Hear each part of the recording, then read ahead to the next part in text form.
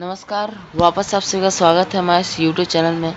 यदि आप भी इस वर्ष 2024 में कक्षा 10वीं में अध्ययन कर रहे हैं और अभी आप लोग को मालूम होना चाहिए कि आप लोग का अगस्त माह में आप लोग का फर्स्ट टर्मिनल एग्ज़ाम चल रहा है, जिसमें आप लोग का कल यानी कि 24 तारीख को सोशल साइंस तथा साइंस का एग्ज़ाम होने वाला है।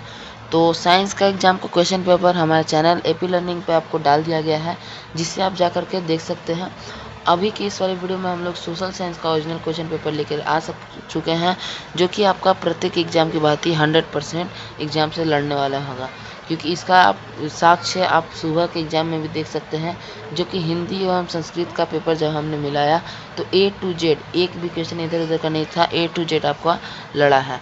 तो उस प्रकार से यह भी सोशल साइंस का पेपर लड़ने वाला है। तो वीडियो में लास्ट तक बने रहेगा, क्योंकि इस वीडियो में हम लोग आपको ऑब्जेक्टिव प्लस सब्जेक्टिव सारा आपका क्वेश्चन पेपर दिखलाने वाले हैं। वीडियो काफ़ी इन्फॉर्मेटिव होने वाला है आपके लिए, तो वीडियो को लाइक जरूर कर दीजिएगा। चैनल पर नए हैं तो चैनल को सब्सक्राइब कर लीजिए, क्योंकि अभी आपका मैथ इंग्लिश का जो सब्जेक्ट का एग्ज़ाम बाकी है, उसका जब वीडियो हम लाए तो सबसे पहले मैसेज आपके पास पहुंचे। इसलिए चैनल को सब्सक्राइब जरूर कर लीजिए और अपने दोस्तों के पास इस वीडियो को शेयर करें, ताकि उन्हें भी यह जानकारी प्राप्त हो सके। तो चलिए फटाफट से हम आपको क्वेश्चन पेपर दिखला देते हैं, फिर आपको सब्जेक्टिव का दिखला देंगे आंसर और फिर ऑब्जेक्टिव का आंसर दिखला देंगे। तो फटाफट से हम लोग वीडियो को शुरू करते हैं। तो देखिए, आपका जो क्वेश्चन पेपर है कुछ इस प्रकार से होने वाला है। क्लास 10 फर्स्ट टर्मिनल एग्जाम अगस्त 2024 प्रथम सावधिक परीक्षा सोशल साइंस का एग्जाम का क्वेश्चन पेपर है। आपका विषय कोड आप लोग मिला सकते हैं 111 होने वाला है। कुल पूर्णांक 50 नंबर का होगा और 1.5 घंटे का एग्जाम होगा। तो यही आपका क्वेश्चन पेपर का इंटरफेस होने वाला है, यही आपका 100% आने वाला है। चलिए फटाफट से आपको सब्जेक्टिव का क्वेश्चन दिखला देते हैं और फिर आपका उसका उत्तर भी दिखला देते हैं। तो देखिए, यही आपका लघु उत्तरीय प्रश्न है, आपका short answer type question. Section भी यहाँ से आपका शुरू होता है। आपको पता होना चाहिए कि सोशल साइंस में आपका कुल 5 विषय है, तो आपका प्रत्येक विषय से 2-2 लघु उत्तरीय प्रश्न पूछा जाएगा और 1 दीर्घ उत्तरीय प्रश्न पूछा जाएगा। तो लघु उत्तरीय प्रश्न में आपका 1 जवाब देना है और दीर्घ में भी 1 का जवाब देना है। तो यहाँ पे आपका देख सकते हैं हिस्ट्री का सबसे पहले 2 क्वेश्चन दिया गया है, जिसमें से किसी एक का जवाब देना है। पहला क्वेश्चन है मेटरनिक युग क्या है और दूसरा वियतनाम में राष्ट्रवाद के उदय के 2 कारण को बताएं। तो इन दोनों में से किसी एक का उत्तर आपको देना है। फिर हम बढ़ते हैं अगले प्रश्न की ओर। फिर आपका तीसरा नंबर क्वेश्चन है, चौथा नंबर क्वेश्चन है, ये आपका राजनीतिक विज्ञान से है, जिसमें दोनों में से किसी एक का उत्तर आपको देना है। पहला है बिहार के नगर निगम के नाम लिखे हैं, 2 नगर निगम का नाम लिखना है और दूसरा लिंग विभेद क्या है। फिर आपका अर्थशास्त्र में 2 क्वेश्चन दिया है, क्वेश्चन नंबर 5 और क्वेश्चन नंबर 6। तो इसमें आपका पहला क्वेश्चन समावेशी विकास को परिभाषित करें और दूसरा बिहार के आर्थिक पिछड़पन को दूर करने के 2 सुझाव दें। तो उसके बाद यहाँ अर्थशास्त्र के बाद अब हम आप लोग भूगोल और आपदा की बात कर लेते हैं। तो आपका भूगोल में 2 क्वेश्चन है, 7वां और 8वां। बिहार के किस भाग में सिंचाई की आवश्यकता है और अनवीकरणीय संसाधन के 2 उदाहरण देने हैं। फिर आपका यहाँ पे फोटो खींचने में थोड़ा सा मिस्टेक हुआ है।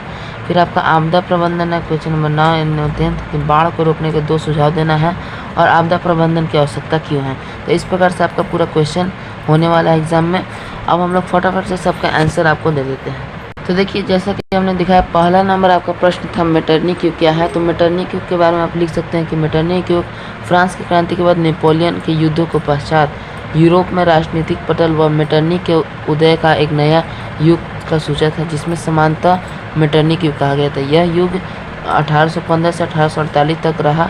इस काल में उस यूरोप की राजनीति तरीके को संचालित किया गया। तो इस प्रकार से आप लिख सकते हैं कि मेटरनिक युग आपका 1815 से 48 तक चला, जिसमें मेटरनिक जो अध्यक्ष थे ऑस्ट्रिया के, वही मेटरनिक वियना कांग्रेस की अध्यक्षता किए थे। फिर हम बढ़ते हैं अगले प्रश्न की ओर। फिर आपका क्वेश्चन पूछ रहा था बिहार के 2 नगर निगम के नाम लिखना है। तो हमने आपका 7-8 नाम ला दिया है। जो भी आपको याद पड़ा, जो भी आपका क्षेत्र होगा, वह आप किसी भी लिख सकते हैं, जैसे कि भागलपुर, बिहार शरीफ, छपरा, दरभंगा, गया, आरा, बेगूसराय, कटिहार। वह ना आपके क्षेत्र में जो भी नगर निगम होगा, जैसे सासाराम है, तो इस प्रकार से आपका जो भी नगर निगम होगा, 2 केवल आपको नगर निगम का नाम लिख देना है। इसमें से भी आप किसी एक को लिख सकते हैं। फिर हम बढ़ते हैं अगले प्रश्न की ओर। फिर आपका कहा जा रहा है कि क्वेश्चन था बिहार के आर्थिक पिछड़ेपन को दूर करने के 2 उपाय बताना है। 2 उपाय में आप लिख सकते हैं कि सरकार का स्थापित करना है, क्योंकि सरकार आप देखते हैं बिहार में बार बार गठबंधन सरकार हो करके जो हमारे वर्तमान सीएम हैं वो अपना दल बार बार चेंज करते हैं। तो एक अस्थाई सरकार होना चाहिए फिर उद्योगों का विकास होना चाहिए, जनसंख्या का नियंत्रण होना चाहिए, राज्य का कानूनी व्यवस्था सही होना चाहिए। तो 4 थे यहाँ पे हमने लाया, आपको केवल 2 ठे लिखना है। जो भी आपको आसान लगे वह एग्जाम में आप लिख सकते हैं। फिर हम अगले प्रश्न की ओर बढ़ते हैं।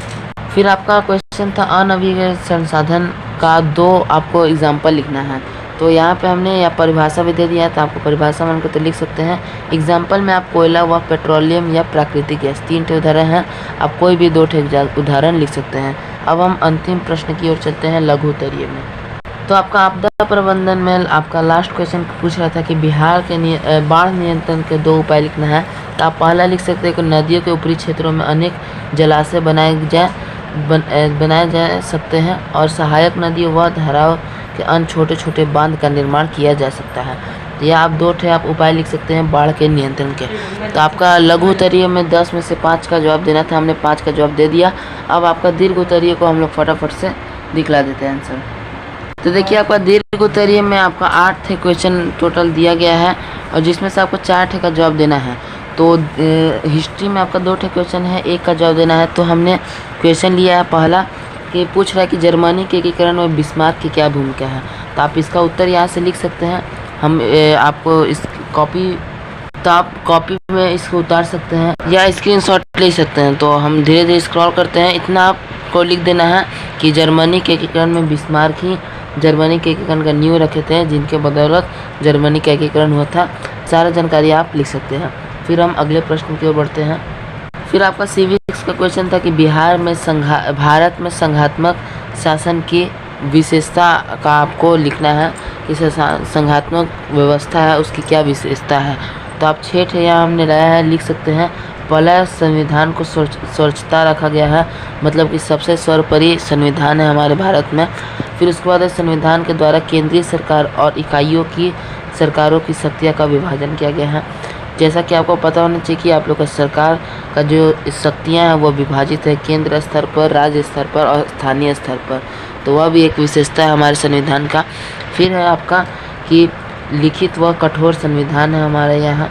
फिर स्वतंत्र उच्चतम न्यायालय है। फिर द्वि संसदीय व्यवस्था है और दोहरी शासन प्रणाली है। तो इस प्रकार से आप लिख सकते हैं। 6 ठे हमने लाया, 6 ठे आपका आराम से लिखा जाएगा। फिर आपका इकोनॉमिक्स का क्वेश्चन था कि चेक और ड्राफ्ट में अंतर स्पष्ट करना है। तो आप लिख सकते हैं कि डिमांड ड्राफ्ट की तुलना में चेक से की जा सकती है, लेकिन यह चेक की तुलना ज़्यादा सुरक्षित होगी, क्योंकि इस ड्राफ्ट जारी करने से पहले बैंक के पास पैसे जमा करने पड़ते हैं, लेकिन चेक के साथ ऐसा कोई नहीं होता है। वही वजह है कि कई बार अकाउंट में पैसे ना होने के कारण चेक बाउंस भी हो जाता है। तो इस प्रकार से आप अपने से भी बना करके इसमें लिख सकते हैं। अब हम अगली और अंतिम प्रश्न की ओर बढ़ते हैं। आपका अंतिम प्रश्न है ज्योग्राफी में का कि भारत में 8 अभयारण्यों के नाम लिखना है। तो आप लिख सकते हैं हेमित राष्ट्रीय उद्यान, डेजर्ट नेशनल पार्क, गंगोत्री राष्ट्रीय उद्यान, नफादा राष्ट्रीय उद्यान, कंचनजंगा, घुरीदास गिर, ये सुंदरवन। 8 हमने नाम दिया है, इन 8 को आप लिख सकते हैं। तो इस प्रकार से हमने आपको पूरा सब्जेक्टिव का A to Z question number दिखा दिया, चाहे वह लघु हो। लघु में भी हमने आपको A to Z क्वेश्चन दिखा दिया। 10 में से 5 ठे बनाना था, 5 का आंसर दिखा दिया। और दीर्घ में आपको 8 में से 4 का बनाना था, तो 4 का आंसर हमने दिखा दिया। अब बात रही ऑब्जेक्टिव की, तो ऑब्जेक्टिव का हम लोग आप लोग को आंसर दिखला देते हैं, जिसे आप कॉपी में नोट कर लीजिएगा।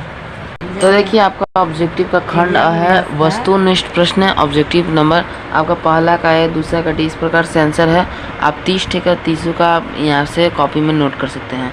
तो इस प्रकार से हमने आपको पूरा का पूरा सोशल साइंस का सब्जेक्टिव प्लस ऑब्जेक्टिव करवा दिया, और इससे पहले वाला वीडियो में आपने साइंस का भी आपको पूरा करवा दिया।